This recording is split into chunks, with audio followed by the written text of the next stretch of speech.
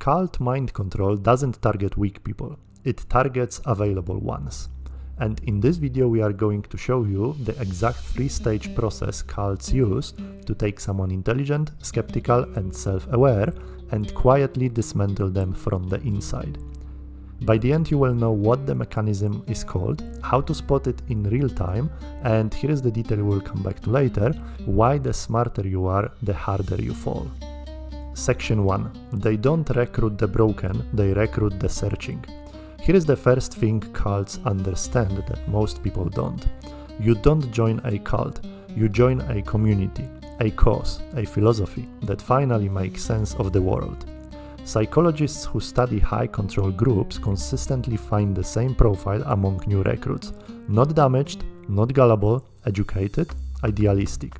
Often going through a transition, a divorce, a career change, a loss, a move to a new city. Something that creates a gap, a window.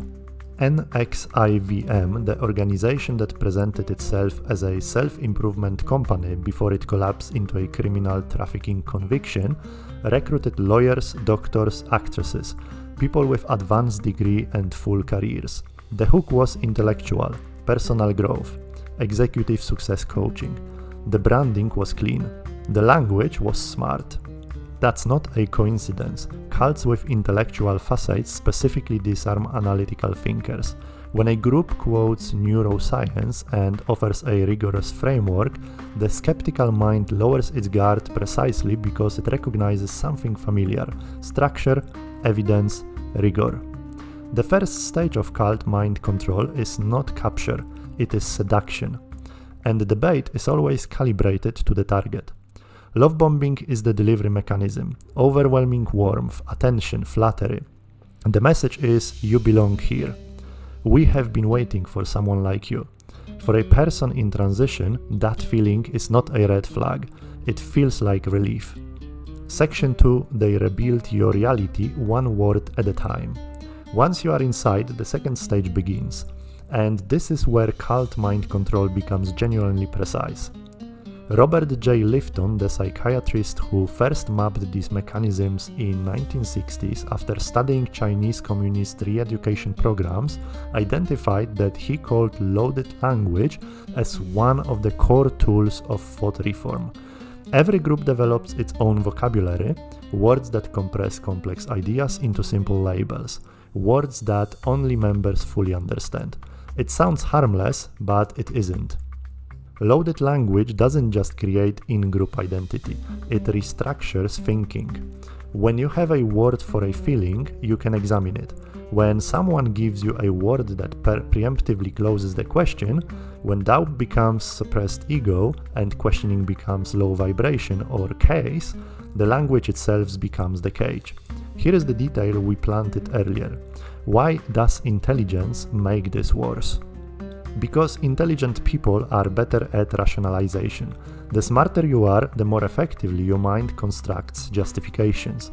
Every time a red flag appears, the analytical brain goes to work, finding the alternative explanation, the charitable reading, the logical framework that makes the discomfort make sense.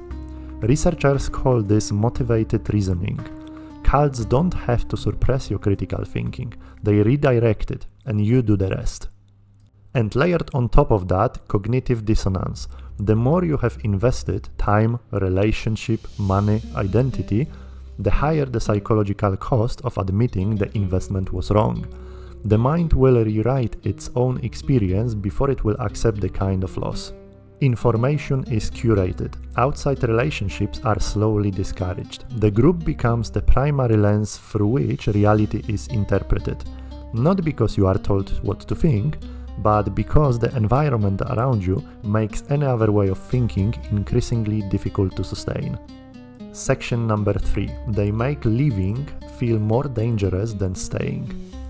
If you are still with us, now is a good time. If this channel is giving you a clearer picture of how influence actually works, consider subscribing. We don't do shock value here, we do patterns. Well, back to it. By the time most people inside a high-control group begin to doubt, the third stage is already complete. The exit has been pre-poisoned. Lifton called this the dispensing of existence, the belief, always implicit, sometimes explicit, that living in a group means living the truth, safety, meaning, that the outside world is dangerous, corrupt, or spiritually dead. Some groups attach phobia indoctrination directly to the exit, the idea that former members are spiritually contaminated, cursed, mentally ill, or at risk of harm. Even without explicit threats, the math is brutal. Leave and you lose your community, your identity, your framework for understanding reality, and the relationships you have built inside. Stay and you will lose the ability to think freely. The sunk cost trap is not a weakness. It's a mathematically rational feeling response to a situation that was engineered to make living irrational. Former members describe this as discovering that the door was never locked, but every psychological force inside the room had been arranged to convince them that the door didn't exist. Section number 4. What actually protects you? Cult mind control is most effective on people who believe they are immune to it. The research is consistent. The single strongest protective factor is not intelligence, skepticism, or education. It is relational diversity. Maintaining relationships outside any single group, ideology, or community. People who have friends and family outside the system are significantly harder to isolate, and isolation is the prerequisite for almost everything else. The second protection is learning the vocabulary. When a group's internal language starts replacing ordinary words for doubt, dissent, or exit, when you find yourself unable to criticize the group using the group's own terms, that pattern has a name: loaded language. And naming it is the first act of resistance. Question what you are not allowed to question. That boundary, wherever it sits, is always worth examining. Cult mind control works not by targeting weakness, but by targeting humanity. The need for belonging, the need for certainty, the need for belong to something larger than yourself. Those aren't flaws, they are entry points. And the architecture of high control groups is specifically designed around them. If you want to understand the earlier stages of this kind of psychological capture, specifically how it looks before anyone uses the word cult, our breakdown of how gaslighting actually works maps the same territory at the individual level. Watch that next. Have you ever been inside a group that used this kind of language control? Not necessarily a cult, but a workplace, a relationship, a community. You will know when you think about this. Let us know in the comments. This is Umbra Minds. See what others are not meant to see, and I'll see you in the next video.